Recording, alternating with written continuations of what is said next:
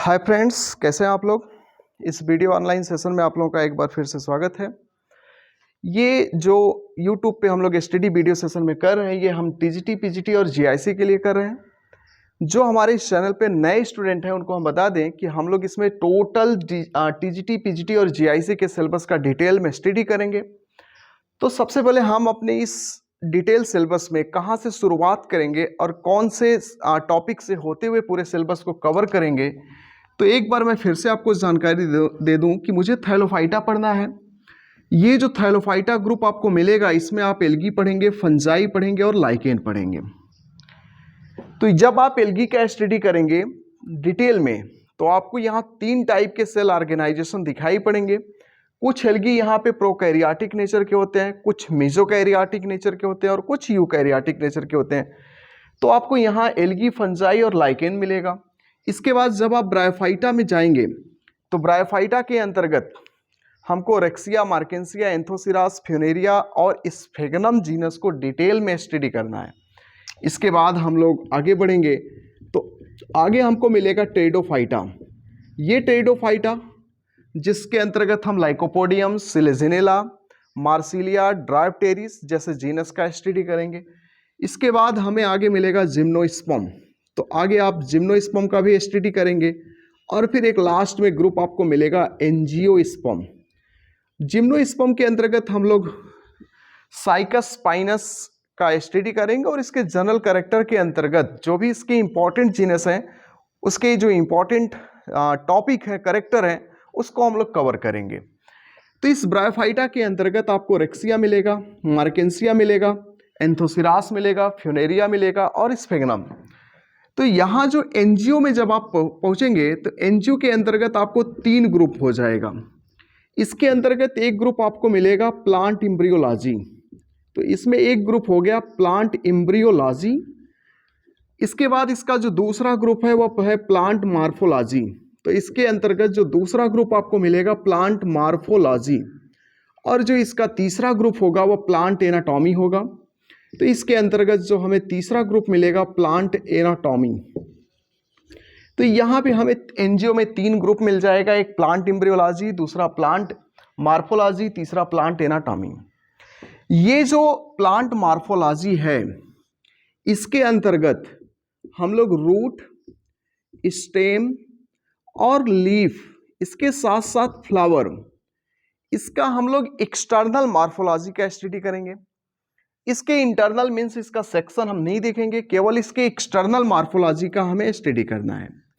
तो हम लोग यहाँ पे रूट, स्टेम, लीफ और फ्लावर के एक्सटर्नल मार्फोलॉजी का स्टडी डिटेल में करेंगे, जबकि रूट, स्टेम, लीफ और फ्लावर का जो इंटरनल एनाटॉमी होगा उसका स्टडी हम लोग प्लांट एनाटॉमी के अंतर्गत करेंगे। इसके बाद ये जो प्लांट एम्ब्रियोलॉजी है, इसमें टोटली जो फ्लावरिंग प्लांट मीन्स एंजियोस्पर्म है, इसमें सेक्सुअल रिप्रोडक्शन कैसे होता है और उस सेक्सुअल रिप्रोडक्शन के दौरान कौन कौन से स्ट्रक्चर का फॉर्मेशन होता है, इसका स्टडी हम लोग प्लांट एम्ब्रियोलॉजी के नाम से जानते हैं। जैसा कि आप जानते होंगे, Panchanan Maheshwari, P Maheshwari plant embryology के फादर हैं। ये 2016 का जो पीजीटी वाला एग्जाम हुआ था उसमें ये क्वेश्चन पूछा जा चुका है कि इंडियन प्लांट एम्ब्रियोलॉजी के फादर कौन है, तो पी माहेश्वरी या पंचानन माहेश्वरी हैं। तो plant embryology, plant morphology, plant anatomy, ये 3 ग्रुप आपको मिलेगा एनजीओ के अंतर्गत। जो हमारे यहाँ जो स्टूडेंट हैं जो टीजीटी, पीजीटी की तैयारी करते हैं, सबसे ज़्यादा वो किसी पेपर को लेके परेशान है तो प्लांट मार्फोलॉजी की, क्योंकि प्लांट मार्फोलॉजी के अंतर्गत जब आप रूट, स्टेम, लीफ और फ्लावर का एक्सटर्नल मार्फोलॉजी पढ़ लेते हैं तो इसी पेपर में एक टॉपिक आपको दिखाई पड़ता है जिसका नाम है प्लांट फैमिली। ये जो प्लांट फैमिली का टॉपिक है, सबसे ज़्यादा लोग इसी में परेशान रहते हैं, उनको याद नहीं होता है। और प्लांट फैमिली बहुत बड़ा ग्रुप है, उनको कभी कभी ये भी कन्फ्यूज़न होता है कि कौन सा फैमिली पढ़ें, कौन सा छोड़ें। तो इसलिए हमने जो विचार बनाया कि सबसे पहले हम एनजीओ को कवर करेंगे। टीजीटी, पीजीटी और जीआईसी के सिलेबस में सबसे पहले हम एनजीओ को कवर करेंगे, और एनजीओ में भी सबसे जो टफ टॉपिक है वो प्लांट मार्फोलॉजी। इस प्लांट मार्फोलॉजी में हम रूट, स्टेम, लीफ, फ्लावर का एक्सटर्नल पढ़ने के बाद हम फैमिली आपको पढ़ाएंगे।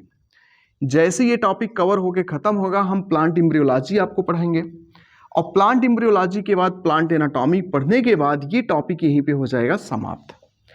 जैसे ये टॉपिक समाप्त होगा हम स्टार्ट करेंगे ब्रायोफाइटा से, और फिर ब्रायो, टेरिडो और जिम्नो, ये तीनों टॉपिक हम कवर करेंगे। जैसे ये तीनों का टॉपिक कवर होगा हमारा, हम थैलोफाइटा में आएंगे और इस थैलोफाइटा के अंतर्गत हम एल्गी, फंजाई और लाइकेन का स्टडी कर लेंगे। जिस समय हम plant morphology, plant embryology, plant anatomy पढ़ रहे हैं, उसी दौरान इस यूट्यूब चैनल पे, जिसका नाम बायोलॉजी वाला डीके ऑनलाइन क्लासेस है, इस पे हम एक और वीडियो आपको अपलोड करते रहेंगे सीरियल क्रम से, और वह टॉपिक होगा जिसमें हम लोग कुछ दूसरे टीजीटी पीजीटी का जो सिलेबस है उसके कुछ दूसरे पार्ट को भी हम कवर करने की कोशिश करेंगे। जैसे कि उसमें एक आपको मॉलिक्यूलर बायोलॉजी दिखाई पड़ेगा, तो ये जो मॉलिक्यूलर बायोलॉजी के नाम से ये जो टॉपिक होगा, इस मॉलिक्यूलर बायोलॉजी के अंतर्गत जो हम लोग डीएनए है, डीएनए का रेप्लिकेशन है, उसके बाद इसमें आरएनए है, प्रोटीन सिंथेसिस है, ये जो टॉपिक है लैकोपेरान मॉडल है, ये जो टॉपिक है इसको कवर करेंगे। इसी के क्रम में जैसे ये हमारा कवर होगा, हम तुरंत चलेंगे प्लांट फिजियोलॉजी में। प्लांट फिजियोलॉजी जिसमें एक रिस्पायरेशन, एक फोटोसिंथेसिस, दो इंपॉर्टेंट टॉपिक हैं, इसको हम कवर करेंगे। प्लांट फिजियोलॉजी के बाद जो है हमारा जो टॉपिक आएगा वो आएगा इकोलॉजी। इकोलॉजी के बाद हम यहीं पे कुछ इन्वायरमेंटल स्टडी भी कर लेंगे, इन्वायरमेंटल बायोलॉजी, इन्वायरमेंट से रिलेटेड जो भी क्वेश्चन आते हैं इस सिलेबस में उसका स्टडी करेंगे, और जूलॉजी का भी टॉपिक हम लोग कवर करेंगे। इसी में हम जेनेटिक्स पढ़ेंगे, डिटेल में आपको जेनेटिक्स पढ़ना है। जेनेटिक्स के बाद आपका जो टॉपिक आएगा बायोटेक्नोलॉजी, बायोटेक्नोलॉजी का भी हम स्टडी कर लेंगे। तो मीन्स एक तरफ हम मॉलिक्यूलर बायोलॉजी में पहले न्यूक्लिक एसिड से स्टार्ट करेंगे, न्यूक्लिक एसिड, फिर उसका रेप्लिकेशन डीएनए का, फिर आरएनए उसमें कवर हो जाएगा, उसके बाद आगे हम प्रोटीन सिंथेसिस, लैकोपेरान मॉडल, ये टॉपिक कवर करने के बाद इसी में हम लिपिड, प्रोटीन और कार्बोहाइड्रेट का भी डिस्कशन कर लेंगे। उसके बाद हम प्लांट फिजियोलॉजी में आएंगे, तो यहाँ फोटोसिंथेसिस, रिस्पायरेशन जैसे प्रमुख इंपॉर्टेंट टॉपिक का हम स्टडी करेंगे। फिर हम इकोलॉजी में आएंगे, इन्वायरमेंटल साइंस से रिलेटेड जो भी क्वेश्चन यहाँ एराइज हो रहा है उसको पढ़ेंगे। फिर जेनेटिक्स का स्टडी करेंगे, बायोटेक्नोलॉजी, यहाँ से भी देखो क्वेश्चन आ चुका है। 2018 में जब एलटी का एग्जाम हुआ तो उसमें एक क्वेश्चन आया था कि बायोटेक्नोलॉजी के फादर कौन है। तो बायोटेक्नोलॉजी के फादर ये आपसे पूछा जाता है, तो यहाँ से भी इंपॉर्टेंट क्वेश्चन आता है। यहाँ रेस्ट्रिक्शन एंजाइम है जिसे हम बायोलॉजिकल सीजर के नाम से जानते हैं, तो यहाँ से क्वेश्चन आते हैं फ्रेंड्स। तो आपको बायोटेक्नोलॉजी भी पढ़ना है डिटेल में। इसके बाद जब हम जूलॉजी वाले टॉपिक में आएंगे तो वहाँ पे एनिमल जो फाइलम होते हैं, प्रोटोजोआ, पोरीफेरा, सिलेंट्रेटा, प्लेटीहेलमिन्थिस, डिस्केलमिन्थिस, ये फाइलम का स्टडी करेंगे। और इसी दौरान हम एनिमल फिजियोलॉजी का भी स्टडी करेंगे। यही इतना टॉपिक हम जब पढ़ लेंगे तो जो छूटा हुआ टॉपिक है उसको भी कवर करेंगे। ये मेन सिलेबस हमारा है, यही पूरा हमको पढ़ना है। तो आप क्रम ये जानते रहिए कि सबसे पहले हम प्लांट मॉर्फोलॉजी पढ़ा रहे हैं, फिर प्लांट एम्ब्रियोलॉजी पढ़ाएंगे, एनाटॉमी पढ़ाएंगे, फिर ब्रायो, टेरिडो, जिम्नो, फिर थैलोफाइटा के अंतर्गत आएंगे। आपके मन में आ रहा होगा कि फिर यहाँ से हम थैलोफाइटा में क्यों चलेंगे, हम ब्रायोफाइटा में क्यों चलेंगे, थैलो में क्यों नहीं चलेंगे। तो ये एम्ब्रियोलॉजी के, एम्ब्रियोफाइटा के पार्ट हैं। तो हम सबसे पहले प्लांट एम्ब्रियोफाइटा जो है उसको कवर करेंगे, फिर थैलोफाइटा में चलेंगे। जब ये हमारा कवर हो जाएगा तो ये हमको थोड़ा सा सिंपल लगेगा, इसलिए सबसे पहले हम लोग प्लांट मॉर्फोलॉजी से चलते हैं। प्लांट मॉर्फोलॉजी, अगर आप लोगों ने वीडियो को लाइक किया, पसंद किया, कमेंट करके आप बताएंगे आपको कैसा लग रहा है, तो हम पूरा फैमिली आपको रटवा देंगे इसी क्लास में। आपको अलग से कुछ नहीं पढ़ना होगा। मॉलिक्यूलर जब आप आएंगे, न्यूक्लिक एसिड्स, डीएनए रेप्लिकेशन, एक बहुत बेहतर टॉपिक है। प्लांट फिजियोलॉजी, पूरा सिलेबस हम टीजीटी पीजीटी का पढ़ेंगे, क्रम वाइज पढ़ेंगे। तो जैसा कि पिछले वीडियो में हम लोग वैस्कुलर बंडल का स्टडी कर रहे थे, तो पिछले वीडियो में हम वैस्कुलर बंडल लेके पहुंचे थे, उसी टॉपिक को आज कंटिन्यू करते हुए हम आगे बढ़ेंगे। तो आज का जो टॉपिक हमारा है वो वैस्कुलर बंडल से आगे बढ़ेगा। तो वैस्कुलर बंडल हम लोग थोड़ा बहुत इसमें पढ़ चुके थे। तो ये जो वैस्कुलर बंडल है, वैस्कुलर बंडल, तो वैस्कुलर बंडल जैसा कि यहाँ पे आपको मैंने बताया था, ये एक स्पेशलाइज्ड टिश्यू है, ये एक स्पेशल प्रकार का टिश्यू है। तो vascular bundle is a special type of tissue, ये एक स्पेशल टाइप का टिश्यू है, स्पेशल टाइप टिश्यू।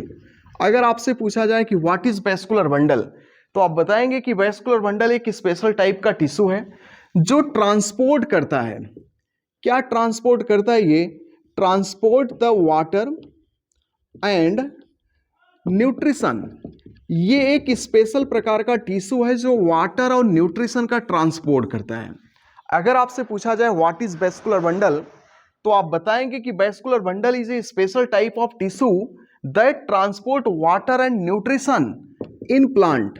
ये एक स्पेशल टाइप का टिश्यू है जो प्लांट में वाटर और न्यूट्रिशन का ट्रांसपोर्ट करता है।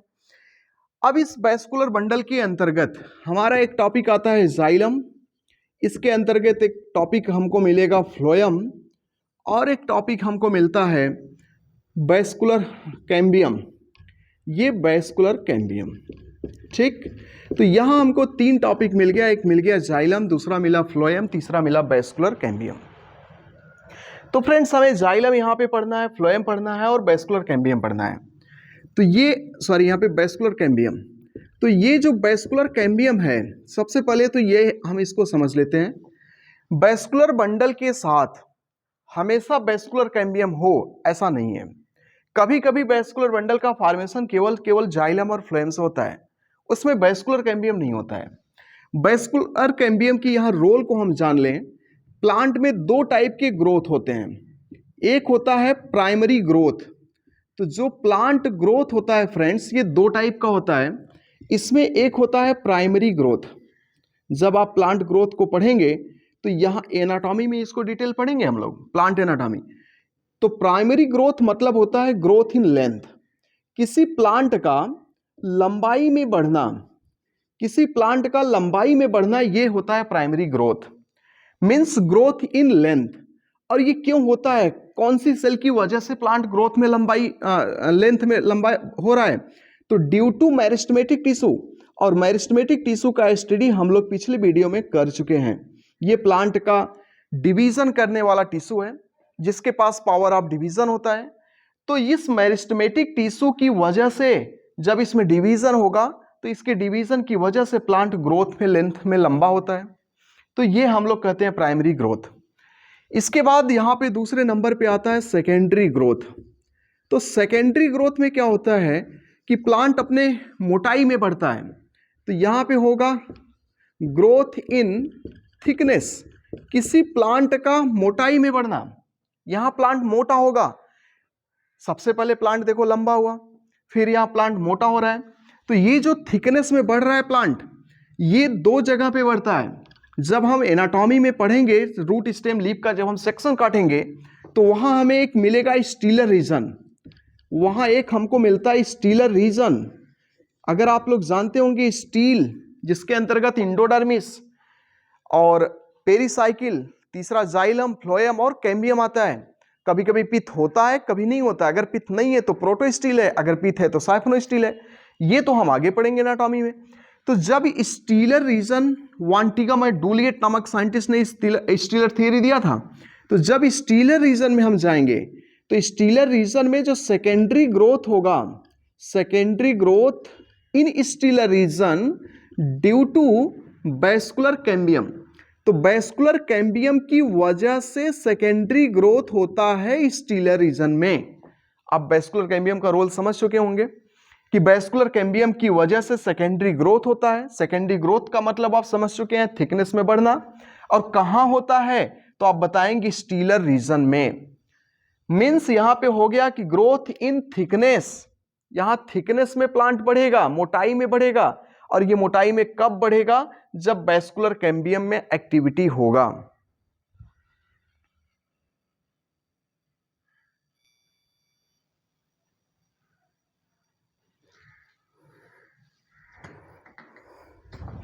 तो फ्रेंड्स यहाँ पे हमने देखा कि स्टीलर रीजन में जो ग्रोथ होता है वह ड्यू टू सेकेंडरी ग्रोथ, ये स्टीलर रीजन में जो होगा वह ड्यू टू वेस्कुलर कैम्बियम। एक रीजन होता है जिसको हम लोग बोलते हैं extra stelar region, extra stelar region. ये जो एक्स्ट्रा स्टीलर रीजन होता है, यहाँ पर भी सेकेंडरी ग्रोथ होता है, और ये सेकेंडरी ग्रोथ करता है कार्क कैम्बियम। तो यहाँ पर जो सेकेंडरी ग्रोथ होगा वह due to the activity of cork cambium. तो आपने ये वेस्कुलर कैम्बियम का रोल समझ चुके हैं आप कि वेस्कुलर कैम्बियम की वजह से सेकेंडरी ग्रोथ होता है। और ये सेकेंडरी ग्रोथ क्या होता है? थिकनेस में प्लांट का बढ़ना, मोटाई में बढ़ना। अब एक सेकेंडरी ग्रोथ स्टीलर रीजन में होता है और एक होता है extra stelar region. Extra stelar region का मतलब होता है कार्टेक्स। ये जो कार्टेक्स का सेकेंडरी ग्रोथ है इसी को हम कहते हैं एक्स्ट्रा स्टीलर रीजन। तो सेकेंडरी ग्रोथ स्टीलर रीजन में वैस्कुलर कैम्बियम की वजह से, एक्स्ट्रा स्टीलर रीजन में कार कैम्बियम की वजह से होता है। तो हमने यहाँ पे वैस्कुलर बंडल में एक जाइलम हमको मिला, दूसरा फ्लोएम मिला, तीसरा हमें यहाँ मिला वैस्कुलर कैम्बियम। वैस्कुलर कैम्बियम का मतलब हम समझ चुके हैं, इसका रोल क्या है। ये हमेशा वैस्कुलर बंडल के साथ नहीं होता है। अब यहाँ पे दूसरा एक टर्म आप याद रखिएगा कि ये जो जाइलम एंड फ्लोएम, ये जो जाइलम और फ्लोएम टर्म है ये सबसे पहले दिया था एक वैज्ञानिक है, इनका नाम है कार्ल नाइगेली। तो कार्ल नाइगेली नामक साइंटिस्ट ने सबसे पहले जाइलम और फ्लोएम टर्म दिया था। तो जाइलम फ्लोएम टर्म सबसे पहले किसने दिया? कार्ल नाइगेली नामक साइंटिस्ट ने दिया। अब दूसरा टॉपिक एक आपसे कंपटीशन में पूछा जाता है, ये जो जाइलम है इसको हेड्रोम शब्द दिया गया था, इसके लिए एक वर्ड का यूज किया गया, एक टर्म का यूज किया गया, और ये कौन सा टर्म है? हेड्रोम। जबकि एक दूसरा टर्म यहाँ पे जो फ्लोएम है इसके लिए भी एक टर्म का यूज किया गया, और ये कौन सा टर्म है? लेप्टोम। तो जाइलम के लिए हेड्रोम और फ्लोएम के लिए लेप्टोम, ये दोनों वर्ड सबसे पहले किसने दिया? तो एक साइंटिस्ट है, ये एक साइंटिस्ट है, इनका नाम है हैबल लैंड। तो हैबल लैंड साहब ने सबसे पहले यूज किया था hadrome and leptome term for xylem and phloem. इन्होंने जाइलम के लिए हेड्रोम और फ्लोएम के लिए लेप्टोम जैसे शब्दों का यूज किया सबसे पहले। इसके बाद देखो यहाँ पे फ्रेंड्स, जब आप ब्रायोफाइटा पढ़ेंगे तो मैंने आपको बताया कि ब्रायोफाइटा में आपको 3 क्लासेस मिलते हैं। 3 क्लासेस जो ब्रायोफाइटा में मिलते हैं उसमें से एक क्लास का नाम है ब्रायोप्सिडा। ब्रायोप्सिडा। तो जब आप ब्रायोप्सिडा क्लास में जाओगे तो इसमें स्पेशली आपको इनको मास प्लांट के नाम से जानते हैं, यही ट्रू मास है। अगर इसके अलावा किसी प्लांट के नाम में मास शब्द लगा हुआ है तो फॉल्स मास के अंतर्गत आता है। और एक क्वेश्चन यहां से आते हैं एग्जाम में कि कौन सा ट्रू मास है और कौन सा फॉल्स मास है। तो ये जो ब्रायोप्सिडा में आप जाएंगे तो यहां आपको एक जीनस दिखाई पड़ेगा जिसका नाम है फ्यूनेरिया।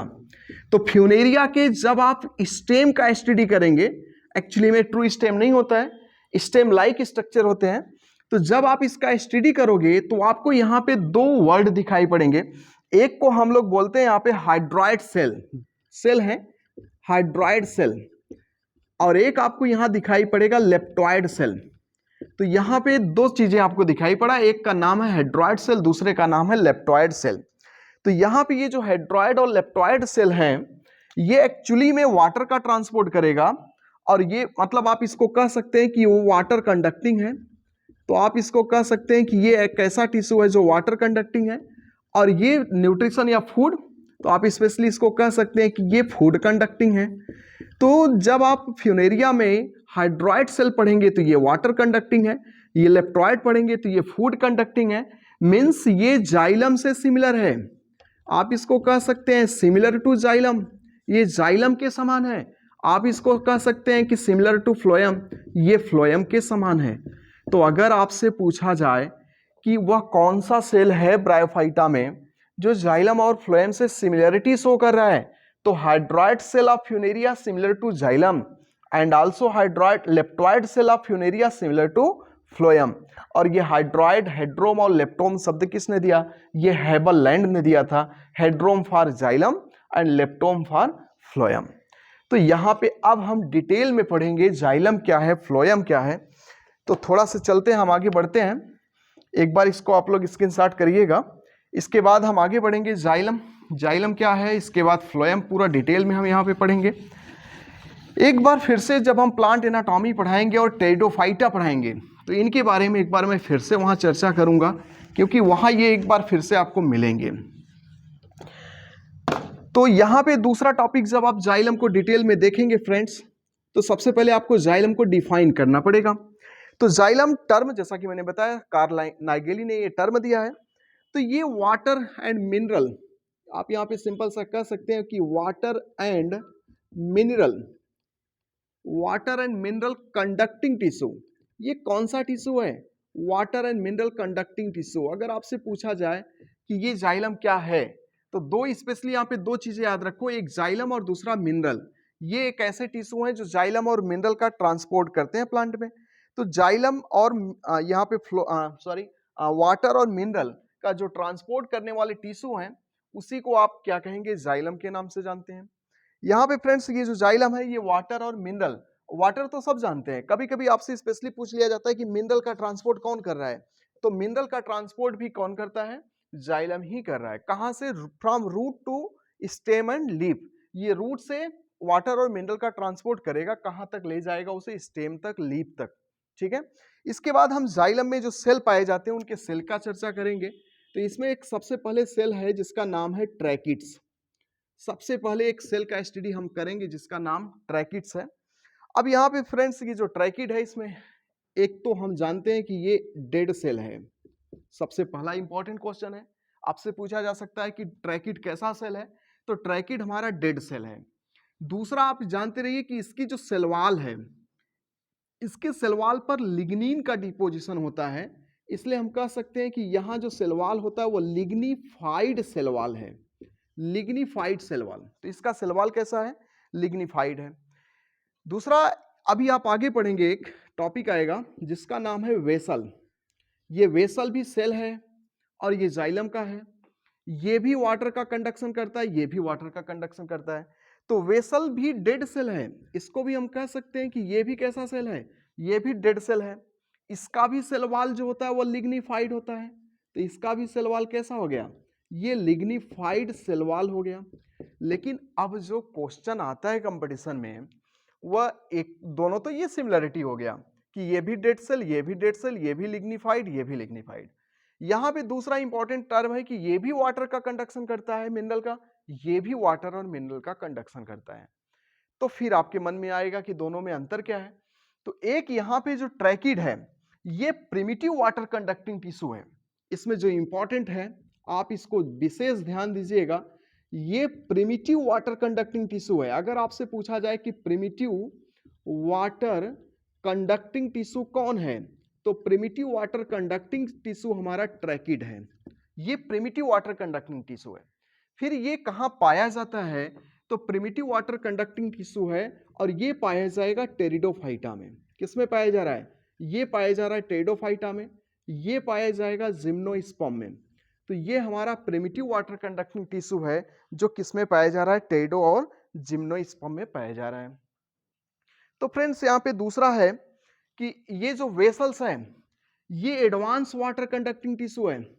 तो अब वेसल को हम देखें तो ये एडवांस वाटर कंडक्टिंग टिश्यू है। तो अगर हमसे वेसल पूछा जाए कि ये क्या है, तो ये एडवांस वाटर कंडक्टिंग टिश्यू है।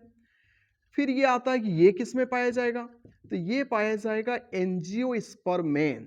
तो अगर आपसे स्पेशली पूछा जाए कि वेसल्स किस में पाया जा रहा है, तो ये एंजियो में, और ट्रैकिड किस में पाया जा रहा है, टेरिडो और जिम्नो में। जब आप जिम्नोस्पर्म को डिटेल में पढ़ेंगे तो यहां आपको 3 जीनस दिखाई पड़ेगा, एक नीटम, दूसरा इफेड्रा, तीसरा वेल्विसिया। स्पेशली याद रखना, नीटम, इफेड्रा, वेल्विसिया, उन तीनों में वेसल्स भी पाया जाएगा। खैर इसका स्टडी हम जब एनाटॉमी पढ़ेंगे, प्लांट एनाटॉमी, तो वहां हम इसको बताएंगे और जिम्नो के अंतर्गत भी इसकी चर्चा हम लोग करेंगे। तो यहाँ पे आपने 2 चीजें देखा कि ट्रैकिड भी डेड सेल है, वेसल्स भी डेड सेल है, ट्रैकिड भी लिग्निफाइड है, हमारा वेसल्स भी लिग्निफाइड है, लेकिन ये प्रिमिटिव वाटर कंडक्टिंग टिश्यू है और ये एडवांस वाटर कंडक्टिंग टिश्यू है। कैसा लगा ये टॉपिक, ये दोनों इसमें बहुत इंपॉर्टेंट है, इसको आप स्पेशली टीजीटी पीजीटी के लिए पढ़िएगा। एक बार ये CSIR में भी पूछा गया था, वहां पे हमको मैच कराना था कॉलम ए को कॉलम बी से, जिसमें ये दोनों इंपॉर्टेंट टॉपिक थे। आप इसको एक बार विशेष ध्यान दीजिएगा। इसके बाद यहाँ एक तीसरा आता है जाइलम फाइबर। जाइलम फाइबर ये भी जाइलम के अंतर्गत आता है। तो ये जो जाइलम फाइबर यहाँ हमको मिलेगा, जाइलम फाइबर फ्रेंड्स ये भी डेड सेल है, लिग्निफाइड है और मैकेनिकल सपोर्ट है। तो यहाँ पे जो सबसे पहला टर्म होगा ये डेड सेल है। दूसरा यहाँ पे इंपॉर्टेंट चीज है कि ये भी लिग्निफाइड सेलवाल वाला है, इसका भी सेलवाल लिग्निफाइड है। तीसरा जो होता है इसमें जो इंपॉर्टेंट टर्म है, ये मैकेनिकल सपोर्ट करता है। तो इसका काम क्या है, मैकेनिकल सपोर्ट करना। तो अगर आपसे पूछा जाए कि मैकेनिकल सपोर्ट का काम कौन करता है, तो मैकेनिकल सपोर्ट का काम हमारा ये, मैकेनिकल सपोर्ट का काम हमारा ये जाइलम फाइबर करता है। तो जाइलम फाइबर ये मैकेनिकल सपोर्ट का काम करता है। इसके बाद एक टॉपिक और बचा है जो है चौथे नंबर पे जाइलम पैरेन्काइमा। तो फ्रेंड्स ये जाइलम पैरेन्काइमा, जैसा कि प्रीवियस वीडियो में मैंने आपको पढ़ाया है कि पैरेन्काइमा तो स्टोर करते हैं फूड का। तो only living cell of xylem, important चीज है यहाँ पे केयर करना, only living cell of xylem. Xylem के सारे सेल अभी देखो डेड मिले, ये भी डेड था, ये डेड था, ये डेड था। Only living cell of xylem, ये जाइलम का केवल एक मात्र ऐसा सेल है जो लिविंग है। इंपॉर्टेंट है, इसको अंडरलाइन करिएगा। दूसरा, ये स्टोर स्टार्च एंड फैट। ये आपको पता है पैरेन्काइमा हमेशा स्टोर द फूड, ये फूड को स्टोर करता है। तो यहां पर भी ये स्टोर करेगा, store the starch and fat. ये अपने अंदर फैट और स्टार्च को स्टोर करता है, ये संचित भोजन के रूप में यहां काम करेगा। तो फ्रेंड्स ये जाइलम में इतना टॉपिक हमको इंपॉर्टेंट है। जाइलम के लिए हेड्रोम शब्द आप लोग विशेष अंडरलाइन करिएगा। इसके बाद हम एक बार फिर से फ्लोएम को डिटेल में देखेंगे। एक बार आप लोग इसका स्क्रीनशॉट लीजिएगा। इसके बाद हम फ्लोएम यहाँ पे डिटेल में पढ़ेंगे फ्रेंड्स। तो जब आप फ्लोएम के अंतर्गत आएंगे तो आपको मिलेगा कि ये फूड का कंडक्शन कर रहा है, ये भी टेरिडो जिम्नो एंजियो में पाया जाएगा। और आपको मैंने पहले ही भी बताया है कि ब्रायोफाइटा में तो वेस्कुलर बंडल होता नहीं है, ब्रायोफाइटा में वेस्कुलर बंडल आपको नहीं मिलेगा। तो फ्रेंड्स यहाँ पे दूसरा टॉपिक है फ्लोएम। ये जो फ्लोएम है इसको आप कह सकते हैं कि food conducting tissue called phloem. तो ये जो है ये फूड कंडक्टिंग टिश्यू है, ये फूड कंडक्टिंग टिश्यू है। अगर आपसे पूछा जाए कि फूड का कंडक्शन करने वाला टिश्यू कौन है, तो फूड का कंडक्शन करने वाला टिश्यू हमारा फ्लोएम है। अब ये जो फूड है ना, यहां से क्वेश्चन अराइज होता है, कौन सा फूड फ्लोएम कंडक्ट करता है। तो फ्लोएम जिस फूड को कंडक्ट करेगा वह सुक्रोज है। कौन सा फूड है, वह सुक्रोज है। तो ये सुक्रोज का ट्रांसपोर्ट कर रहा है या कंडक्ट कर रहा है, कहां से कहां, from leaf to stem and root. ये लीफ से स्टेम और रूट की तरफ इस सुक्रोज के फॉर्म में फूड का कंडक्शन करेगा।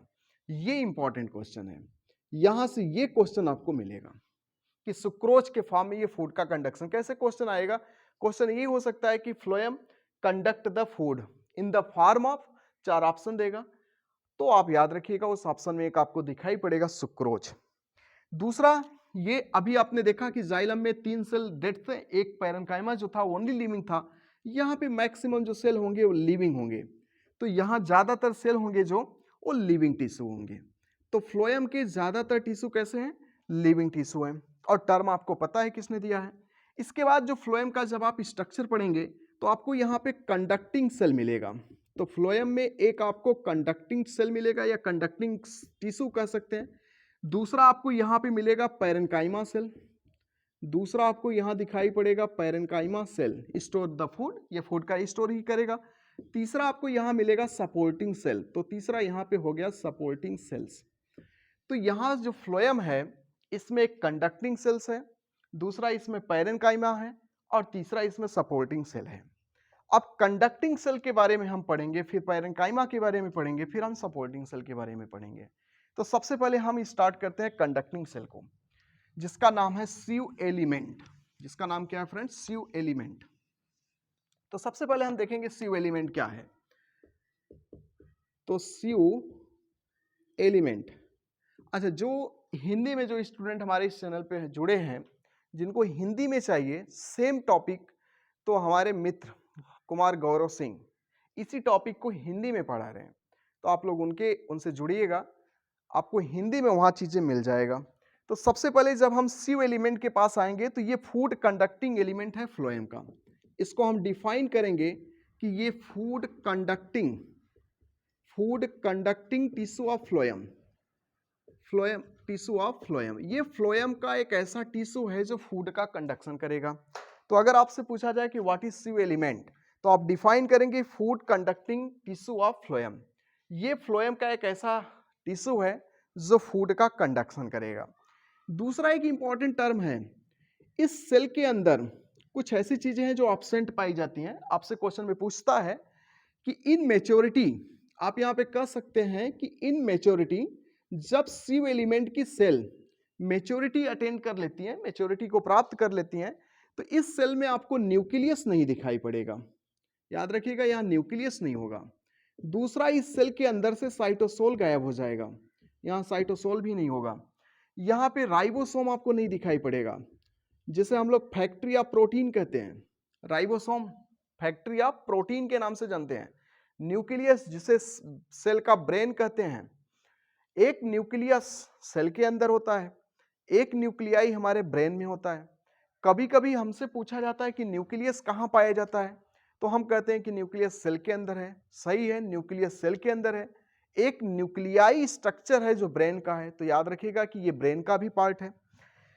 साइटोसोल और ये राइबोसोम, राइबोसोम जो कि प्रोकैरियोट्स यूकैरियोट्स दोनों में है, विदाउट सेल मेम्ब्रेन, या कह सकते हैं कि मेम्ब्रेन लेस सेल ऑर्गेनेल्स है। ये एक ऐसा सेल ऑर्गेनेल्स है जिसके पास कोई मेम्ब्रेन नहीं है, ये बिना मेम्ब्रेन से घिरा हुआ सेल ऑर्गेनेल्स है। तो आपसे अगर पूछा जाए कि ऐसा कौन सा सेल ऑर्गेनेल्स है जिसके बाहर मेम्ब्रेन नहीं है, तो वह है राइबोसोम। ये किंगडम प्रोटिस्टा में भी पाया जाएगा, किंगडम मोनेरा में भी पाया जाएगा। बाकी के सेल ऑर्गेनेल्स तो प्रोटिस्टा में दिखेंगे, लेकिन आपको मोनेरा में नहीं दिखेंगे, क्योंकि सेल ऑर्गेनेल्स मोनेरा में पाए नहीं जाते हैं। और ये राइबोसोम जो है ये मोनेरा में भी दिखेगा, प्रोटिस्टा में भी दिखेगा, मींस प्रोकैरियोट में भी दिखेगा और यूकैरियोट्स में भी दिखेगा। हम राइबोसोम को साइटोलॉजी के अंतर्गत पढ़ेंगे फ्रेंड्स। तो दूसरा यहाँ पे है कि गाल्जी ऑपरेटस या गाल्जी बॉडी का नाम तो आपने सुना ही होगा। तो ये गाल्जी बॉडी में भी, गाल्जी बॉडी भी इसके अंदर नहीं पाए जा रहे हैं, यहाँ ये भी एब्सेंट होगा।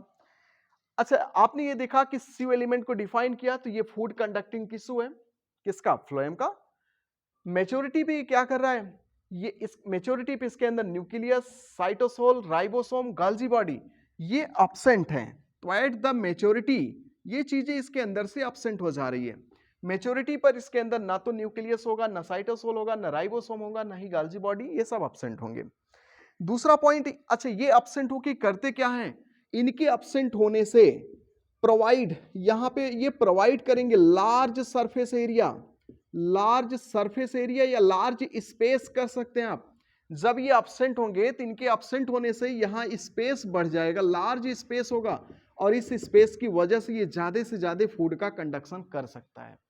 इनके एब्सेंटिंग से यहां स्पेस बढ़ेगा, जगह बढ़ेगा, और उस जगह के बढ़ने से ये फूड का कंडक्शन आसानी से कर सकता है। इसके बाद यहां पे हम अगले टॉपिक में चलते हैं। तो अगला टॉपिक यहां पे जो फ्रेंड्स होगा, यहां पे sieve area characterized by presence of sieve area. इस सीव एलिमेंट के अंदर इसका एक मेन कैरेक्टर है कि इसके अंदर पाया जाएगा कैरेक्टराइज्ड बाय सीव एरिया, सीव एरिया। तो इसके अंदर सीव एरिया पाया जा रहा है। सीव एरिया का मतलब इस सेल के अंदर का जो एरिया होगा उसे हम कहेंगे सीव एरिया। तो ये कैरेक्टराइज्ड बाय सीव एरिया, सीव एरिया की वजह से ये कैरेक्टराइज्ड, इसका एक मेन कैरेक्टर है। दूसरा पॉइंट याद रखिएगा, इसके अंतर्गत दो आता है, एक सीव सेल आता है, दूसरा सीव ट्यूब आता है। तो इसके अंतर्गत हम लोग दो पढ़ेंगे, एक का नाम हो जाएगा सीव सेल्स और दूसरा हो जाएगा सीव ट्यूब। तो इसके अंतर्गत एक सीव सेल हो गया, दूसरा सीव ट्यूब हो गया। अब यहां पे फ्रेंड्स सबसे पहले हम स्टडी करेंगे सीव सेल का। तो सीव सेल का सबसे पहले स्टडी करेंगे। तो सीव सेल को हम कह सकते हैं कि डू नॉट कंटेन सीव प्लेट्स। यहां दो कोशिका जब आप देखेंगे तो दोनों कोशिकाओं के बीच में इस तरह से सीव प्लेट्स नहीं पाया जाएगा। तो यहां सबसे पहला पॉइंट याद रखिएगा कि डू नॉट कंटेन सीव प्लेट। यहां पे सीव प्लेट एब्सेंट है, जबकि यही सीव प्लेट आपको सीव ट्यूब में दिखाई पड़ेगा। सीव एलिमेंट जिसे आपने डिफाइन किया कि ये फूड कंडक्टिंग टिश्यू है फ्लोएम का, जब ये सेल मैच्योर हो जाएगा तो इसके अंदर से nucleus, cytosol, ribosome, गाल्जी body absent हो जाएगा। इनके एब्सेंट होने से क्या होगा? इनके एब्सेंट होने से स्पेस बढ़ जाएगा, जिसकी वजह से ये ज्यादा से ज्यादा फूड का कंडक्शन करेगा। क्या इस सेल के कुछ स्पेशल कैरेक्टर है? यस, इसके अंदर सीव एरिया पाया जाएगा, इसके अंदर का जो भी स्पेस होगा उसे सीव एरिया कहेंगे। दो हैं इसमें, एक को सीव सेल कहते हैं, दूसरे को सीव ट्यूब कहते हैं। अब हम डिफरेंस देखेंगे कि क्या है दोनों का रोल। तो ये जो सीव सेल्स है इसके अंदर डू नॉट कंटेन सीव प्लेट, इसके अंदर सीव प्लेट नहीं पाया जा रहा है। दूसरा, primitive food conducting tissue, important मिल गया एक आपको क्वेश्चन। ये प्रिमिटिव फूड कंडक्टिंग टिश्यू है, प्रिमिटिव फूड कंडक्टिंग टिश्यू। अगर आपसे पूछा जाए कि प्रिमिटिव फूड कंडक्टिंग टिश्यू आप फ्लोएम का प्रिमिटिव फूड कंडक्टिंग टिश्यू कौन है, तो सिव सेल्स है। और आपको भी पता है कि जब हम एम्ब्रियोफाइटा देखेंगे टेइडो जिम्नो एंजियो का, तो टेइडो जिम्नो एंजियो में प्रिमिटिव कौन होगा, टेइडो और जिम्नो, और एडवांस कौन होगा, सॉरी टेइडो और जिम्नो, एडवांस कौन होगा, एंजियो। तो ये प्रिमिटिव फूड कंडक्टिंग टिश्यू है और ये किस में पाया जाएगा, तो ये पाया जाएगा टेरिडोफाइटा में।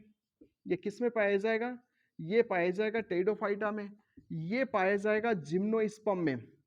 ये टेरिडो और जिम्नो, तो ये टेरिडोफाइटा और जिम्नोस्पर्म में पाया जाएगा। सिव सेल्स, ये do not contain sieve plate, यहाँ सिव प्लेट नहीं है। सिव प्लेट का मतलब फ्रेंड्स जैसे इसकी दो सेल्स के बीच में इस तरह से प्लेट लाइक स्ट्रक्चर नहीं होगा। दूसरा, ये प्रिमिटिव फूड कंडक्टिंग टिश्यू है और ये टेरिडो और जिम्नो में पाया जाएगा। अब हम चलते हैं सिव ट्यूब एलिमेंट की तरफ।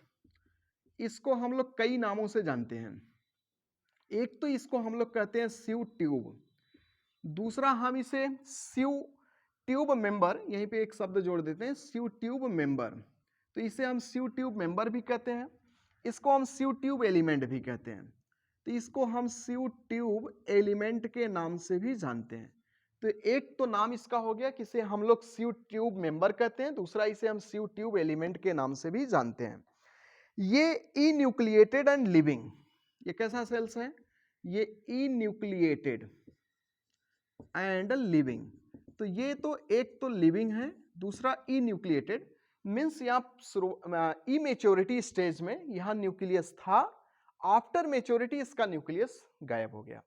जब किसी सेल्स के फॉर्मेशन के दौरान उसमें न्यूक्लियस हो, वह सेल जब मेच्योरिटी को प्राप्त करे, तो after attaining the maturity nucleus वहां से रिमूव हो जाए, तो ऐसे सेल को हम इन्यूक्लिएटेड का टर्म देते हैं। तो ये जो सिव ट्यूब मेंबर की सेल्स है ये इन्यूक्लिएटेड है, और दूसरा कैसा है, ये लिविंग है। तीसरा मैंने बताया था यहाँ सिव प्लेट नहीं है, तो यहाँ ये चीज आपको दिखाई पड़ेगा।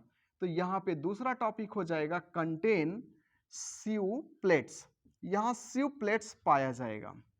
और तीसरा जो सबसे इंपॉर्टेंट टॉपिक है वह एडवांस, ये कौन सा फूड कंडक्टिंग टिश्यू होगा, तो ये एडवांस फूड कंडक्टिंग टिश्यू होगा।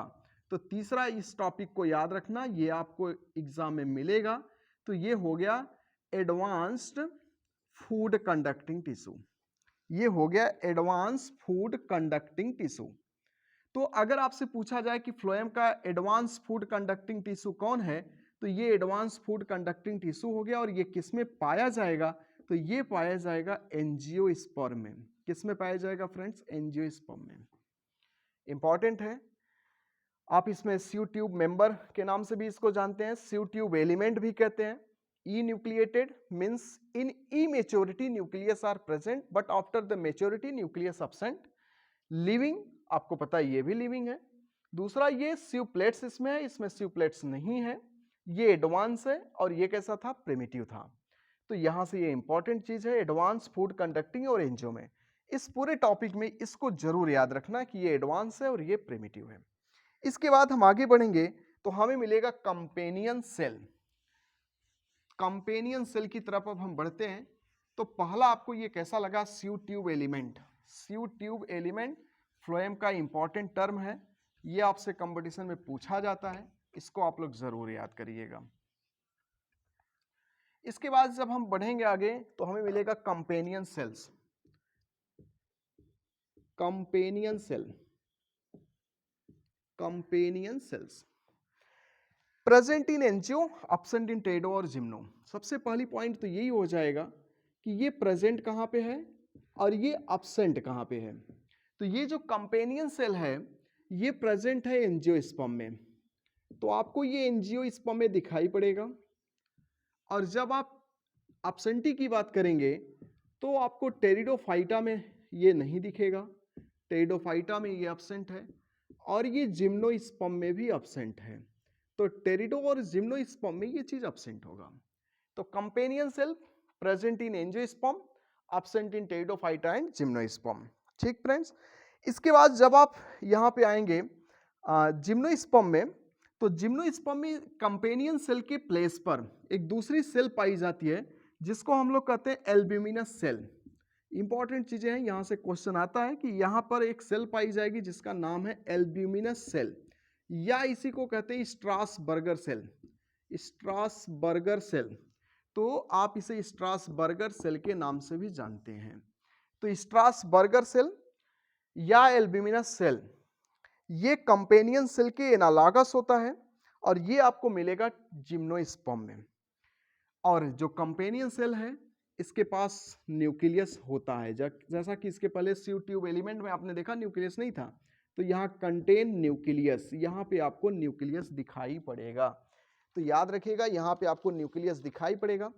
इसके बाद यहाँ पे आपको मिलेगा दो और सेल, ये तो मान लो दूसरा हो गया था।